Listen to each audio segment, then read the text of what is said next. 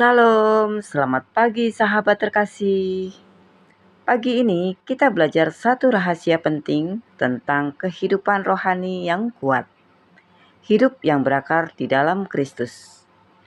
Banyak orang terlihat kuat di luar, tetapi mudah goyah ketika badai kehidupan datang. Sedikit masalah membuat hati kecewa. Sedikit tekanan membuat iman melemah. Firman Tuhan dalam Kolose 2 ayat 7 mengajarkan bahwa kehidupan orang percaya harus seperti pohon yang akarnya masuk ke dalam tanah yang subur. Semakin dalam akar itu, semakin kuat pohon itu menghadapi angin dan badai. Tuhan tidak memanggil kita menjadi orang Kristen yang dangkal. Tuhan ingin kita bertumbuh, teguh, dan penuh ucapan syukur. Hari ini kita akan belajar bagaimana memiliki akar rohani yang kuat di dalam Kristus. Sahabat terkasih, mari kita membaca bersama Kolose 2 ayat 7. Hendaklah kamu berakar di dalam Dia dan dibangun di atas Dia. Hendaklah kamu bertambah teguh dalam iman yang telah diajarkan kepadamu, dan hendaklah hatimu melimpah dengan syukur. Sahabat terkasih, di sebuah desa kecil, ada seorang kakek bernama Pak Adi yang memiliki kebun sederhana di belakang rumahnya. Di kebun itu tumbuh berbagai pohon buah, tetapi ada satu pohon mangga tua yang sangat besar dan rindang. Pohon itu sudah ada sejak anak-anak Pak Adi masih kecil. Suatu malam, badai besar melanda desa mereka. Angin sangat kencang. Hujan turun tanpa henti. Banyak pohon tumbang. Atap rumah berterbangan. Orang-orang ketakutan sepanjang malam. Keesokan paginya, warga keluar melihat kerusakan. Banyak pohon roboh. Namun anehnya, pohon mangga tua milik Pak Adi tetap berdiri tegak. Seorang tetangga bertanya, "Pak Adi, kenapa pohon ini bisa bertahan, padahal pohon lain tumbang?" Pak Adi tersenyum lalu berkata, "Karena akarnya sudah masuk sangat dalam. Waktu masih kecil, pohon ini sering kekeringan. Karena itulah akarnya terus mencari air jauh ke dalam tanah. Justru masa-masa sulit membuat akarnya kuat." Kalimat itu sangat sederhana, tetapi sangat dalam. Seringkali Tuhan mengizinkan kita melewati musim sulit supaya akar iman kita masuk lebih dalam kepada Kristus. Ada orang yang hanya mengenal Tuhan saat keadaan baik, tetapi ketika badai datang, mereka kecewa dan meninggalkan iman mereka. Namun, orang yang sungguh berakar di dalam Kristus akan tetap berdiri.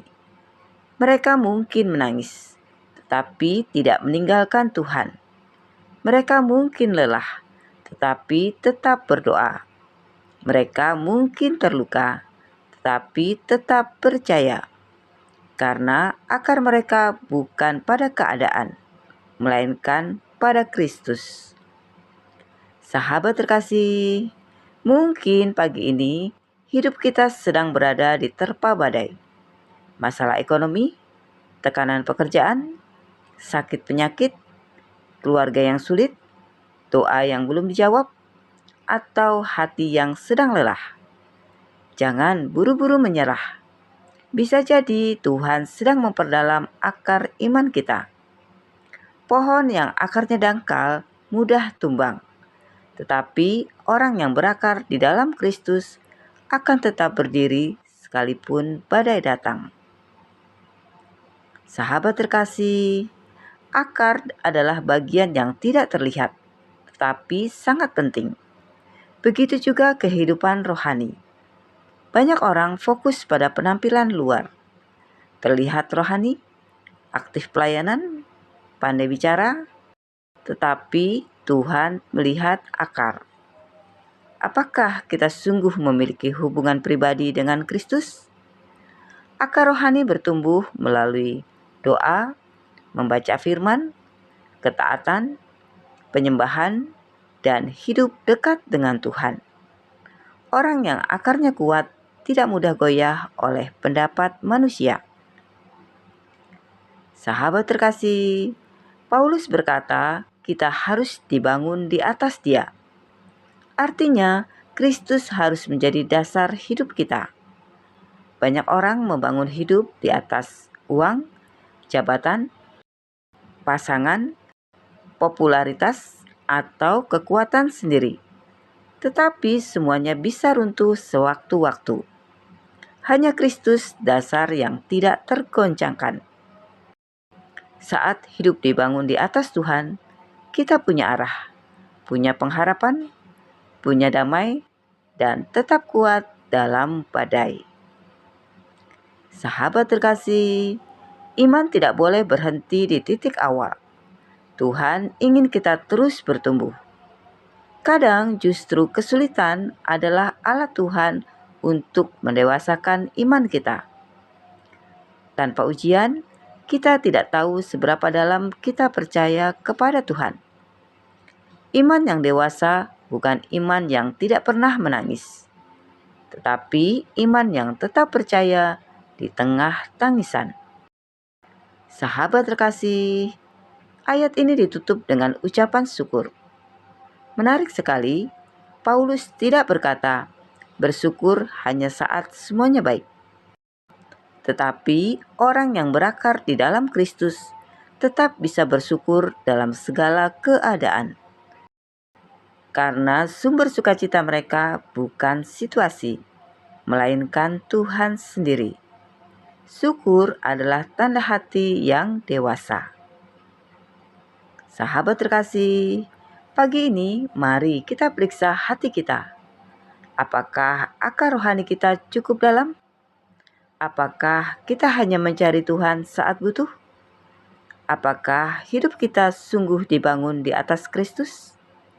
Apakah iman kita mudah goyah? Apakah kita masih bisa bersyukur di tengah keadaan sulit? Tuhan rindu membawa kita lebih dalam lagi. Mari bangun hubungan yang intim dengan Tuhan setiap hari. Sahabat terkasih, mari kita berdoa bersama. Bapa yang Maha Baik, terima kasih untuk firman-Mu hari ini. Ajar kami untuk berakar di dalam Engkau. Saat badai hidup datang, mampukan kami tetap berdiri teguh. Jangan biarkan iman kami dangkal dan mudah goyah. Bangun hidup kami di atas dasar yang benar, yaitu Kristus sendiri. Ajar kami tetap setia, tetap percaya, dan tetap bersyukur dalam segala keadaan. Penuhi pagi ini dengan damai dan kekuatan baru dari Tuhan. Di dalam nama Tuhan Yesus Kristus, kami berdoa dan mengucap syukur. Amin. Sahabat terkasih, badai mungkin datang, tetapi pohon yang akarnya dalam tidak mudah tumbang. Tetap dekat dengan Tuhan, tetap membaca firman Tuhan, tetap berdoa, tetap percaya. Karena orang yang berakar di dalam Kristus akan tetap berdiri sampai akhir. Sampai jumpa di renungan pagi berikutnya. Selamat beraktivitas. Tuhan Yesus memberkati.